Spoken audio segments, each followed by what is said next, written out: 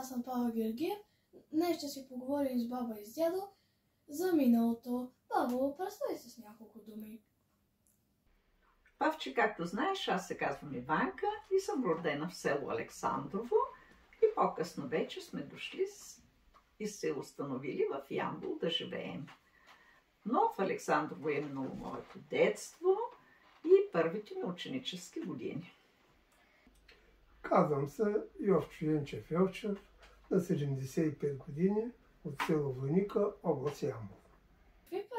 Какви предмети от бита се използва преди, които сега не се използват? Аз имам спомени от моите родители и от баба, които използваха интересни неща. Днес вече никой не ги ползва в бита си. Така те носеха вода за пиене с стомни, а по-късно с дамаджани. Също така използваха за пренасене вода, за пране, миене с бакъри, наречени още менци. Друго, което е интересно, те правиха домашно масло от кисело мляко, също домашно кисело мляко в така наречените бутилки. След дълго биене на млякото се отделяше маслото, което беше много вкусно. Какви занаяти си спомняш от миналото? Тогава нямаше тая ток, нямаше работилници, нямаше предприятия и така нататък, а всичко се работеше майстор, сам човек, който произвежда. И дърводелец, железар, ковач, да кове животните. Всички тези майстори възпроизвеждаха или правяха така, че живота да е по-хубав и по-красив, да кажа. Ти практикува ли си някой от тях? Като малък така се опитвах и най-вече ми допадна железарството. В смисъл такъв да заваря, да подостря, да направя нещо. От този род на повечето с железа се занимава. В нашето минало нямаше килими, нямаше мокети, да не говорим за съвременните подови настилки. Тогава възрастните жени, майки, баби тъчаха на стан. Специален такъв уред, на който те изработваха одеяла, пътеки, с които постилаха стаите. Аз лично не съм правила това нещо, но майка ми, баба ми, да. И в по-късно време твоята майка, например, също се опита да изтъче едно платче и успешно се справи с това при своята баба. Какви игри от детството си спомняш? Павче, нямахме много игри тогава, но се спомням най-много. Играехме на чилик, на кисело весело и другата игра, която беше народна топка. Добре, как се играе на чилик и на кисело весело? На чилик се играе като е една бяла пръчка, поставя се там, удря се чилика, гони се, хвърля се и играе се един срещу който учи пръчката, сменят се играчите. А кисело весело, просто единия гоним се, играем на гониничка и който го хванеш, качиш му се на гърба и онето носи на гърба си. И зато и всеки прави така, че колкото се може по-малко да носиш на гърба си приятела си. Другото, което играехме, прескочи магари. Просто когато прескачате сега козата, ние тогава нямахме коза, а самите се възстановявахме това нещо, като единия се пригърби леко напред и другия опре на гърба си ръцете и го прескача. И по такъв начин се правихме игри. Всевъзможни и по желание. Коя беше любимата ти игра? Любимата ми игра беше народна топка. Но тогава топки нямахме, а се правихме сами топките. Понеже народна топка се играе с това. И ние от самите си шапки пълнахме ги с парцали, зашивахме ги и по този начин си правихме топката да играем. Даже и с такива топки най-напред почнахме да играем и футбол. Каква стара песен или хора си спомняш? Песни, хора най-много се практикуваха на времето народни песни по някакъв повод или по някакво приключение там. Са възпели някаква песен, а хората бяха обикновено право хоро и танца беше танго и право хоро. Той бяха основните игри, които ги играеха по-големите хора и ние децата покрай тях се учихме на тези хора и на тези танци. Какви училищни предмети са се преподавали, когато си била дете, които сега не се преподават?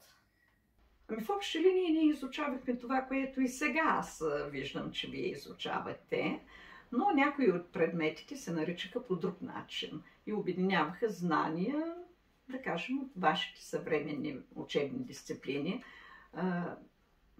Човекът и природата, човекът и обществото. Ние в един предмет изучавахме и той се наричаше естествознание. Така също имахме часове по трудово обучение се наричаше, а днес при вас е по-различно вече и с по-различно съдържание. Тогава ние изработвахме на от текстил предмети, ходихме в така нареченото опитно поле, където се грижихме за зеленчуци, плодове, работехме там и се учихме на труд. Какви обичаи си спомняш от детството ти?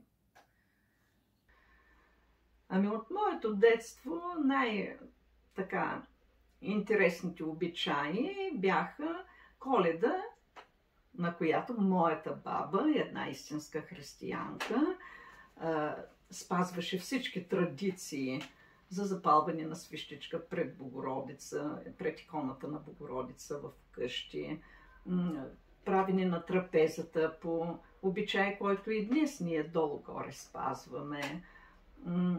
Също интересно беше ходенето на коледари вечерта. Идваха в домовете, пееха интересни песни. А някой обичай, който в момента не се практикува?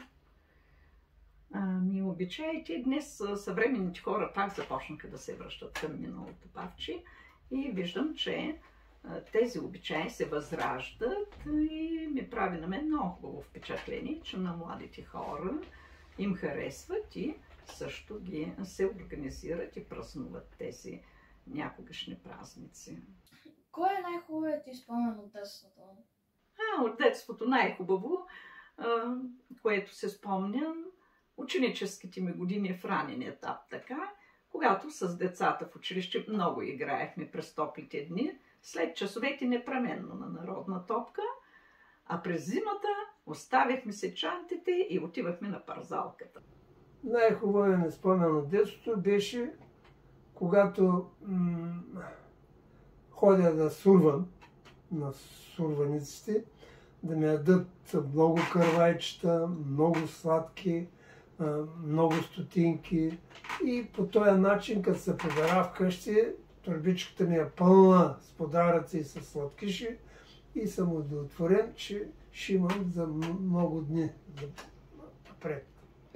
Как си празнувал Коледа, като си била малка? Ами Коледа в семейството се празнуваше непременно. Ние си имахме баба, майка и татко и идваха ни също най-близкото семейство Чинка и Чичо и заедно празнувахме, като всички отдаваха изключителна почет и уважение на баба. И беше едно така много хубаво, топло, семейно празненство. Коледа чакахме с нетърпение, цялата къща, подготвен карвая, наточено виното, мизенцето, направено всичко и чакаме коледарите. Минаваха по няколко групи коледари да идват да изпеят песен на къщата, песен на чорбаджиите, песен за детето, песен за ергена, песен за момата и за всички. И изпращаме ги с удоволствие до година пак да дойдат, пак да не пеят на Коледа. А ти бил ли си коледар? Да. да кажа, няколко пъти, пък и доста пъти съм бил коледар по различни поводи. Даже сме се организирали да има коледарски групи във всяка махла на селото, за да могат всичките хора да почувстват празника, че са дошли коледарите, да им изпеят песните за здраве, за благоденство и за щастлив и хубав живот на цялото семейство. Като за финал, какво ще пожелаеш на днешните деца? Като финал на днешните деца искам да ви кажа, че малко се трудите физически. Не работите, не спортувате много, а повечето са забили в едни компютри, в едни телефони и нямате желание, което желание имахме ние едно време. Сега имате много информация, но за сметка на той изостава българското, което беше. Зато и ви пожелавам малко повече да се втурвате в миналото и да се чувствате по-задружни, така, да не сте така егоистични, като сега усещам. Единия има много, другия има малко. Днешните деца са много умни, много по-различни от нас, но аз бих им пожелала да бъдат здрави, да бъдат весели, щастливи, усмихнати, по-малко да играят с телефоните, повече да четат книжки, много книжки да четат, защото оттам придобиват още повече знания, не само в училище, не само от учебниците, но и много различна литература. Да четете, за да ставате по-умни. Може ли да изпееш някоя коледарска песен като за финал? Ще ти изпея част от песента, която пеехме при влазене в даденото домакинство. Стани ми, нине, стани не отворине, че ти да добри гости. Стани ми, стани не отворине, добри гости коледари. Стани ми, стани не отворине.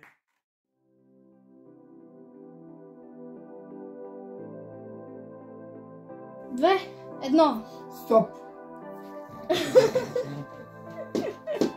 Да си поговорим с дядо. Арми. В телевизията да сменя този ден.